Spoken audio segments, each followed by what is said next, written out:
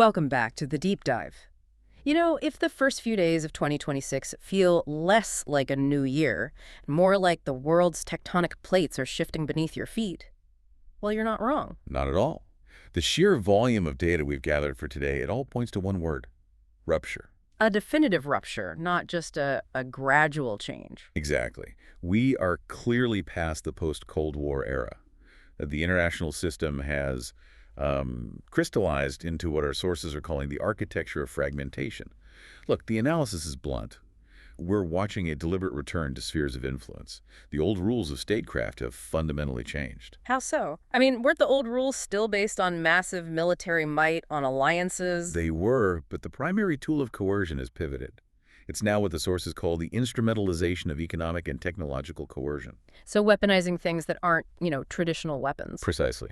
Nations are using supply chains, tariffs, data standards, critical technology access. They're using all of it to achieve strategic goals, often completely bypassing traditional military engagement. Okay, let's unpack that because it brings us right to our core theme for today. Compounded resilience. Right. That's the idea that every entity, whether you're a superpower, a corporation, or frankly just an individual, is navigating three massive vectors of instability all at the same time. That's it, exactly. It's the simultaneous navigation of, one, geopolitical volatility, like the events in Venezuela we'll get into, two, economic fragmentation, this painful K-shaped recovery, and three, environmental instability, the rising frequency of climate disasters. It's a triple threat. It requires resilience on three completely separate axes at once. So our mission today is, well, it's ambitious. We have this deep stack of empirical data, financial reports, diplomatic cables, scientific journals, but it's paired with a very different set of sources. A contrasting set, yeah, a profound moral and spiritual framework. And this framework is absolutely central to our analysis today. It provides a kind of counter-narrative. It does. This spiritual analysis doesn't just observe the disorder. It posits that this fragmentation is the inevitable consequence when humanity, specifically its nations and leaders, neglects the truth, that all true power, all justice, all balance, it all belongs ultimately to Almighty Allah. So we're not just going to detail the seismic events, the tech breakthroughs, or the market chaos. We're holding those concrete facts up against this profound question of moral purpose and accountability. We're analyzing the what and the how, and then using this framework to ask the deepest question: why? Why is this happening now? What stands out to you from these spiritual sources as the foundational crisis here? It's defined as power forgetting its source. The texts argue that when nations measure their success and their legitimacy only through metrics of possession, dominance, spectacle, when they do that, they're ignoring the fundamental truth of divine sovereignty. And disorder follows. Disorder inevitably follows. And this isn't just moralizing. It establishes an analytical framework for the geopolitical data. If a nation pursues dominance while neglecting justice, the very foundations of that power are, according to this analysis, hollow, temporary. That sets the stage perfectly, because if we look at the data from early January 2026, we see immediate, shocking evidence of a structure built purely on that kind of dominance. We have to start with the Donroe Doctrine. This is the definitive shift. Yeah. The Donroe Doctrine, or as it's framed, the Trump corollary to the Monroe Doctrine, has now been formally enshrined in the 2025 National Security Strategy. This is so much more than a policy shift. It is an architectural change in global security. Let's just clarify the history here for a moment. The original Monroe Doctrine, 1823, was basically a hands-off warning to Europe about the Western Hemisphere. Right.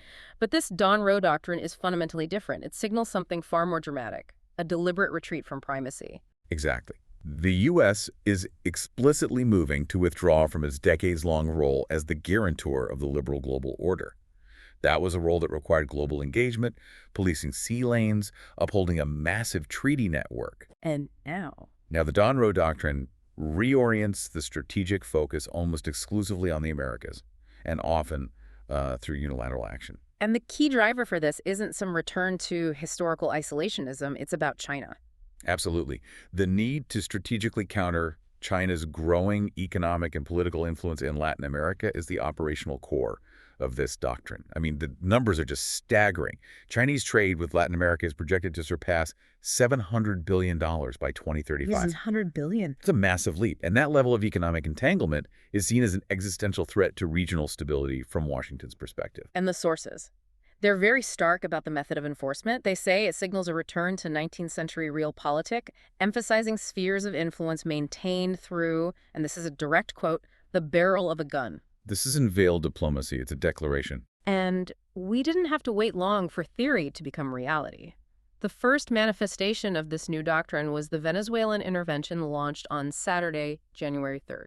A lethal military operation executed in Caracas with the explicit goal of capturing the sitting president, Nicolas Maduro, and his wife, Celia Flores. The administration immediately defended the action, of course. They called it a surgical law enforcement operation. Right, trying to frame it as just executing outstanding indictments for narco-terrorism and drug trafficking. They're trying to decouple the action from traditional military aggression, but the global fallout, I mean, it was immediate and catastrophic for international legal norms. The world recoiled. Emergency sessions at the UN Security Council on January 5th and 6th. The condemnation was swift and near universal, even from some traditional U.S. allies. What were some of the key reactions? Well, Brazil, a crucial regional power, immediately denounced it as an unprovoked affront to regional stability. They're terrified of a domino effect. China demanded dialogue, seeing it as another instance of U.S. interference. Russia, unsurprisingly, accused the U.S. of lawlessness and bullying. Just flat-out lawlessness. They said it was a profound violation of the UN Charter. But it wasn't just the usual suspects. Even closer allies were concerned. Very. Colombia, Mexico, Spain, France. They all publicly rejected the coercion. They're worried about the erosion of the international order. Colombia, specifically, expressed grave fears of a massive, destabilizing refugee influx. And they used strong language. They called it a crime of aggression, directly challenging the U.S. legal justification. So how did the U.S. ambassador, Mike Waltz, even try to defend the legality of this, capturing a sitting head of state? He invoked a precedent, the 1989 capture of Panama's Manuel Noriega. Operation Just Cause? Exactly. The argument was essentially that the UN loses its moral authority and its purpose if it confers legitimacy on regimes run by illegitimate narco-terrorists.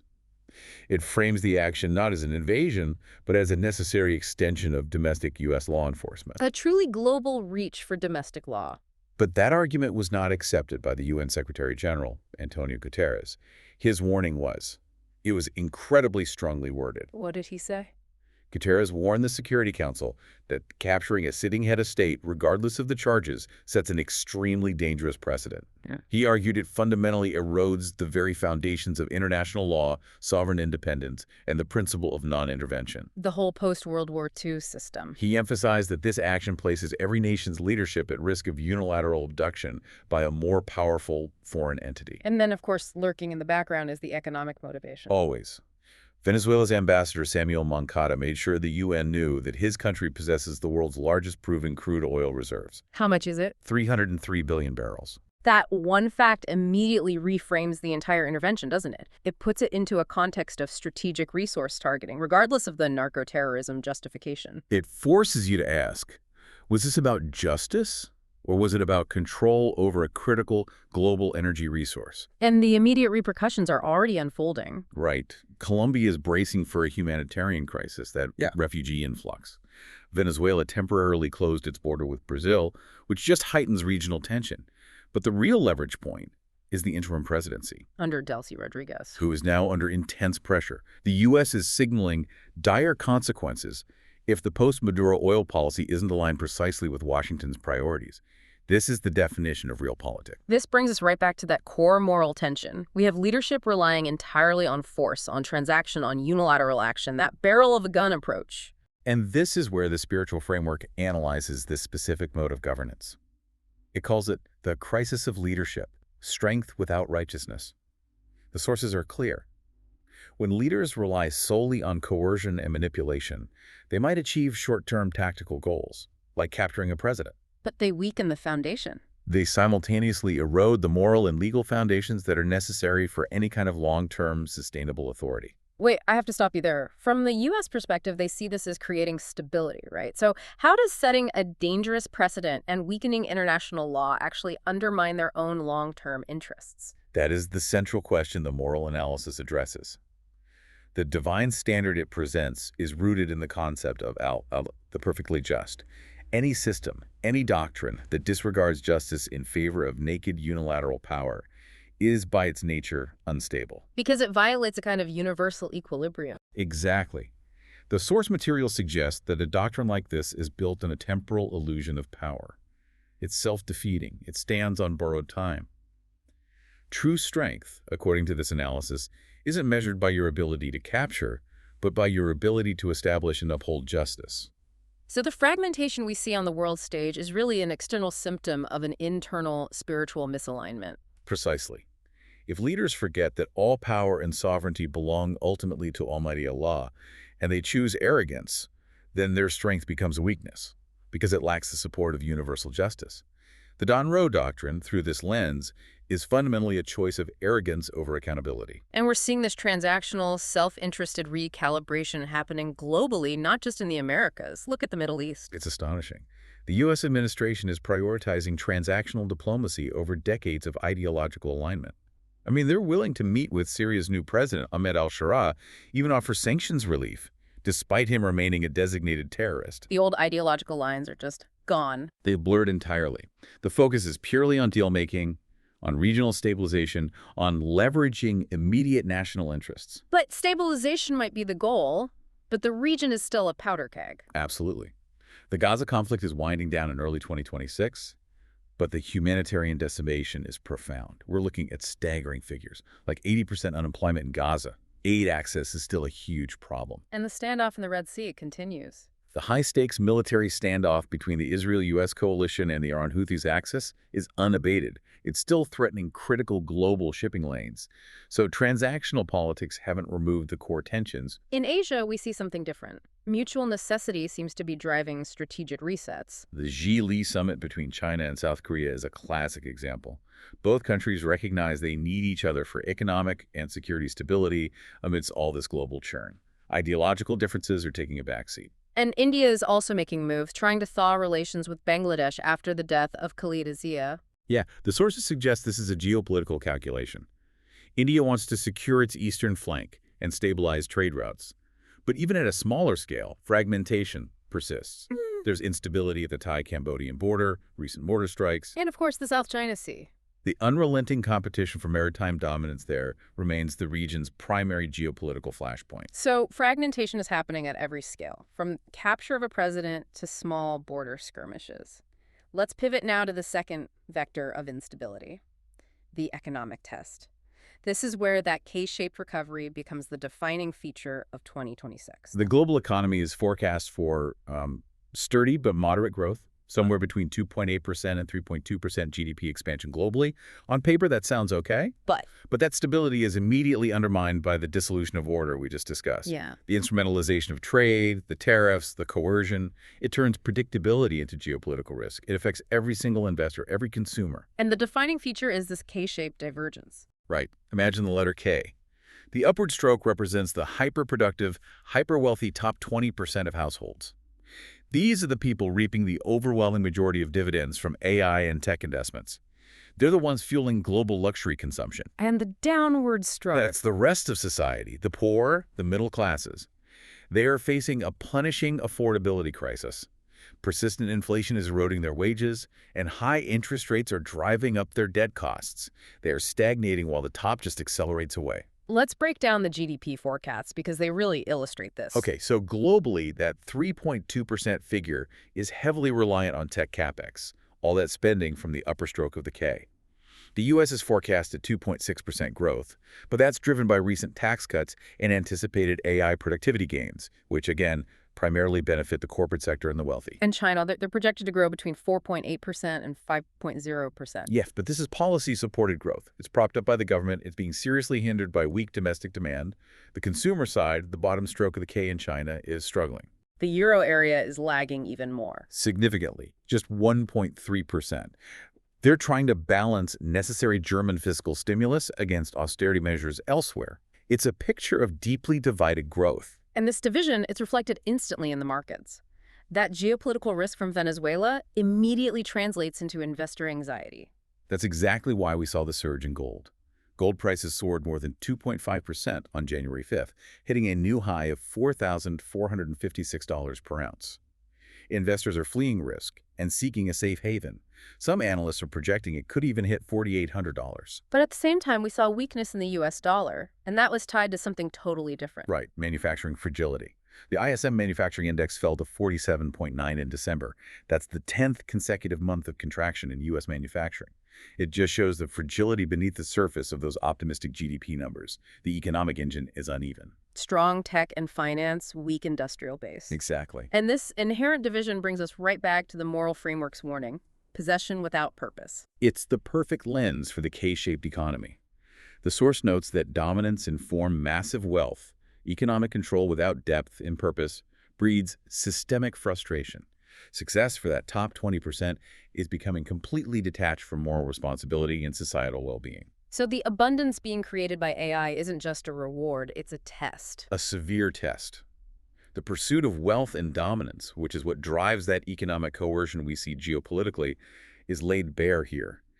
This accumulation, if it's done without humility, without recognizing the needs of the community, it becomes an illusion of self-sufficiency. And what does the moral analysis say about that illusion specifically? It argues that the failure to recognize that all provision comes from Almighty Allah leads to hoarding and inequality. It says that this system disregards the truth that wealth is a trust. It suggests that Allah grants respite temporary success even to those who exceed the limits, but that respite is not approval. So the K-shape is the economic cost of that forgetfulness. It is. Vast wealth at the top, creating vast instability and suffering below. The focus has to shift from just accumulating wealth to using wealth to establish justice. That focus on justice is a great pivot to our next major area: the technological frontier. It's driving both the wealth and the coercion. 2026 is shaping up to be the year of the agent, but it's preceded by massive anxiety. That anxiety is about the AI paradox. The source calls this the payback year. This is the year enterprises have to show me the money. They are demanding measurable, real-world returns on those massive AI investments. And the paradox is sharp.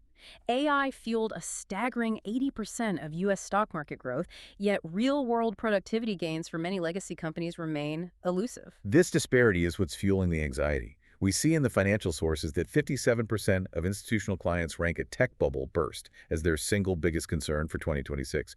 This fear is compounded by the unbounded nature of AI valuations. They seem disconnected from reality. But the technology itself is moving past the hype. Absolutely. 2026 represents a crucial transition from hype to reality. For example, medical AI is finally moving into the slope of enlightenment on the Gartner hype cycle.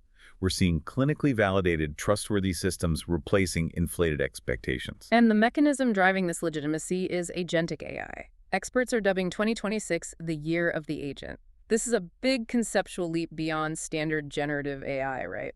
It is. Generative AI creates content. Agentic AI is designed to act autonomously. These are sophisticated systems that can break down a complex multi-step problem into tasks, execute them, assess the results, and iterate or self-correct without constant human supervision. Can you give us a real-world example of that? We see it profoundly in life sciences. A company like Eli Lilly is using internal agentic systems, one called Kernel Lilly. This system acts autonomously to manage complex research workflows. It's accelerating crucial stages of drug development, from target identification to preclinical screening. And this is supported by the adoption of digital twins. Yes, digital twins in clinical development are moving from experimental to credible practice under expanding FDA frameworks. These are high-fidelity computational models of human physiological systems. They allow researchers to simulate drug efficacy and safety virtually, which radically reduces the time and cost of traditional trials. But the breakthroughs aren't just in AI software. The hardware is also undergoing a profound shift. We are seeing the rise of physics-native computing. This is fundamentally different from traditional binary processing. Instead of approximating complex math on a digital chip, these technologies solve the equations by mimicking the physics being modeled. That sounds incredibly complex. How does that help in the real world? It lets us solve problems that are computationally prohibitive today. We're seeing photonic and optical processors, which use light instead of electricity moving out of the lab. They're being used to solve core mathematical bottlenecks in aerospace design, quantum interactions, and high-fidelity climate modeling. The speed gains are exponential. Turning to medical breakthroughs, the list of innovations is just astonishing. We're seeing incredible advancements in precision health. A lot of it stems from recent success in slowing Huntington's disease. That sparked a wave of renewed research into repeat expansion disorders like ALS and frontotemporal dementia. And the technology is allowing for hyper-personalized medicine. Exactly. Long-read sequencing technology can now accurately sequence these repetitive DNA regions that cause the diseases, which opens the door for highly targeted genetic profiling, including CRISPR applications. But the breakthrough with maybe the most immediate, compassionate impact is in pain management. This is where the blessing of technology seems undeniable. Absolutely. We are seeing the commercialization of targeted sodium channel drugs, specifically NaV1.8 inhibitors, like a drug called suzetrigine, marketed as Journavax. So what does that do? NaV1.8 is a specific sodium channel found on sensory neurons. It transmits pain signals, but it isn't essential for motor function or heart rhythm. So these inhibitors block pain at the source without the dangerous systemic side effects of traditional opioids. A non-addictive opioid alternative. It's the first major innovation in non-addictive pain relief in over 20 years. Think about the humanitarian implications. It's a critical tool to fight the opioid crisis that has ravaged so many communities. Other trends are also rapidly shifting healthcare. Advanced AI diagnostics are expected to reach 90% hospital adoption this year. Rapid analysis of cancer biopsies, retinal scans. We're also seeing reimagined blood testing with microfluidic single-drop tests, and surgical robotics are using real-time AI to increase precision and shorten recovery times. This is immense human intelligence being deployed. But here's the moral framework applied to this progress: technology without God consciousness. And the warning is critical. Intelligence devoid of God consciousness, devoid of accountability to a higher moral standard, becomes arrogance. Innovation without ethical restraint produces fear, the fear of a tech bubble, of deep fakes, of technological coercion, instead of pure benefit.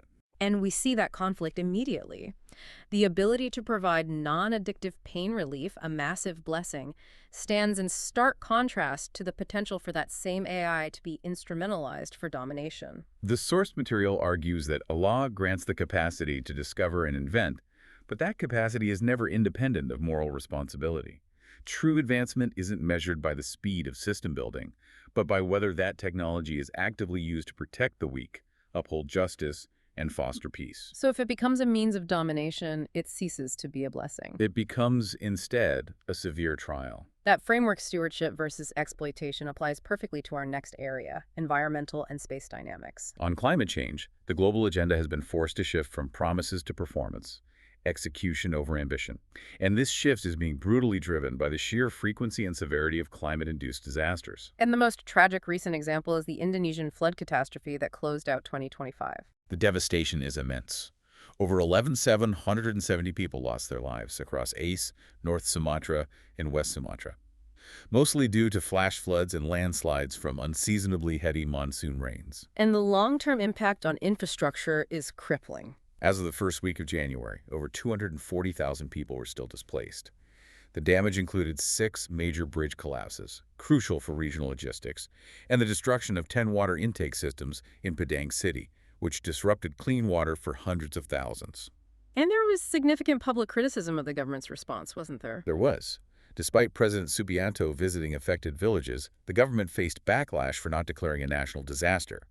Critics argued this hampered access to international aid and centralized relief efforts. Tying this back to technology, there's a growing paradoxical problem here: the environmental cost of the AI boom. It's the ultimate energy-water conflict. The unchecked expansion of data centers to train and run these massive AI models consumes enormous amounts of electricity and, crucially, water. It's straining resources in already drought-prone regions from Arizona to Brazil. And this demand is already being leveraged politically. Yes. The immense energy demand from data centers is reportedly being used by the current U.S. administration to justify accelerating the burning of so-called clean coal. So technological ambition is being directly linked to environmental regression. But the technology itself offers solutions to the problems it creates. That is the hope. AI is paradoxically being deployed as the nervous system of the grid, optimizing renewable power. And organizations are rapidly adopting the 247 carbon-free energy standard. Which requires hourly matching, not just annual offsets. Right, matching their electricity consumption with actual renewable generation hourly. And we are seeing next-gen energy storage becoming commercially viable. Flow batteries, thermal storage, tandem perovskite solar cells, Which are much more efficient. reaching 34% efficiency, a significant jump that makes solar far more competitive on a utility scale. It's a desperate race between consumption and innovation. This brings us to the moral analysis of nature, which the spiritual source frames as nature as a silent witness. The framework links climate instability directly to spiritual health. The growing strain on the natural world, the floods, the heat, is not seen as random. It's viewed as creation responding to humanity's departure from divine laws, demanding moderation, stewardship, and gratitude. So the Indonesian flood isn't just a weather event, it's a spiritual indicator. Precisely. The obsession with immediate gratification, growth without restraint, exploitation over stewardship, it reflects a collective forgetfulness of the Creator. If humanity forgets the source of all balance, then the natural harmony placed in the universe by Almighty Allah responds with imbalance. Stewardship is a moral obligation. From the destruction on Earth, we look to the ultimate ambition space. 2026 is kicking off what's being called the second golden age of space exploration. The flagship event is NASA's Artemis II mission, scheduled for a launch window between February and April. This will fly a crew of 4 astronauts around the moon. The first time in over 50 years. A historic first. They'll be testing critical Orion spacecraft, life support, navigation, and communication systems. But let's be clear, the sources frame this explicitly as part of a race against China. The U.S. wants to plant the flag on the moon before China's stated target of a lunar landing by 2030. The fragmentation on Earth is extending to the moon. Fully extended, and the commercial players are accelerating the timeline for Mars. SpaceX is pushing Mars-ready milestones. This year could feature a demonstration of in-orbit cryogenic propellant transfer using Starship, which is a crucial technology for deep space missions. So we have these highest possible stakes. The fight for global power, the race for the moon set against the deepest human needs for justice and health. To round this out, let's look at how humanity is coping through cultural touchstones and the search for resilience. These global spectacles, like major sporting events, they provide these temporary moments of shared focus that seem to transcend borders. Let's put the geopolitical crisis on pause for a moment and talk about something genuinely gripping. The 2025 Africa Cup of Nations, which is in its knockout phase in Morocco right now. The drama has been phenomenal. We have the results from the first few days of January. Senegal beat Sudan 3-1. Mali overcame Tunisia 3-2 in a dramatic shootout. Morocco, the host, secured a tight 1-0 victory over Tanzania. Cameroon edged out South Africa 2-1, and Egypt won a close 1-2 against Benin. And today's action, January 6th, was intense, especially that Algeria versus DR Congo match. It was, scoreless at halftime. That match was a perfect encapsulation of control versus effectiveness. Algeria dominated possession with players like Riyad Mahrez, but they were repeatedly frustrated by a deep, resilient DR Congo defense. And DR Congo was all about the counterattack with some familiar faces. Exactly. Their defense was anchored by former Manchester United players Aaron Wan-Bissaka and Axel Tuanzebe. Their strategy was clear: absorb pressure and hit quickly. Tuanzebe actually missed a huge header in the 26th minute that could have put them ahead. Then, in just a month, we have the Milano Cortina 2026 Winter Olympics. But the preparations are already shadowed by that environmental instability we discussed. Venues are reporting unseasonably warm temperatures, which is severely hindering snowmaking. It raises existential questions about future winter games. And there's specific controversies, too. The ice hockey rinks in Milan are shorter and narrower than standard NHL rinks, which is sparking controversy. It forces a fundamental shift in strategy. Despite the issues, there are still exciting debuts. Ski mountaineering will debut. And critically, this marks the return of NHL players to the Olympics for the first time since 2014. Stars like Sidney Crosby and Connor McDavid are expected. The opening ceremony, Harmony, with Mariah Carey and Laura Pausini, will try to offer some respite from all this fragmentation. These cultural moments are a search for resilience, but the spiritual source makes a final, clear argument. Resilience without spiritual grounding is fundamentally fragile. The sources argue that the world seeks resilience: economic, strategic, institutional, but they are all temporary if they don't address the foundational crisis of moral purpose. When nations and individuals rely only on their own strength, their resilience is subject to every external shock. So what does true sustainable resilience look like in this fragmented world? True resilience, it argues, is found in submission to Almighty Allah, in recognizing human limitation, divine sovereignty, and the necessity of justice in all dealings. The source material emphasizes that when societies realign toward truth, compassion, and accountability before the Creator, they gain a profound, unshakable strength. That is the ultimate compounded resilience. That is the ultimate compounded resilience. It shifts the focus entirely from accumulating power to aligning with divine purpose. The final call to humanity, then. Rooted in these spiritual sources, it demands execution over ambition. The focus must be on building systems that are safe, secure, intelligent, and above all just. But the deepest lesson is that progress must become a blessing, not a burden. Which means abandoning that illusion of self-sufficiency we saw driving the Don Rowe doctrine in the K-shaped economy. It means choosing wisdom over arrogance, accountability over excess, and submission over rebellion. We've seen immense human intelligence deployed, the capacity to solve chronic pain, to map the cosmos. But when that knowledge is wielded without justice, when the sovereignty of Almighty Allah is forgotten, even abundance becomes a curse that contributes to this architecture of fragmentation.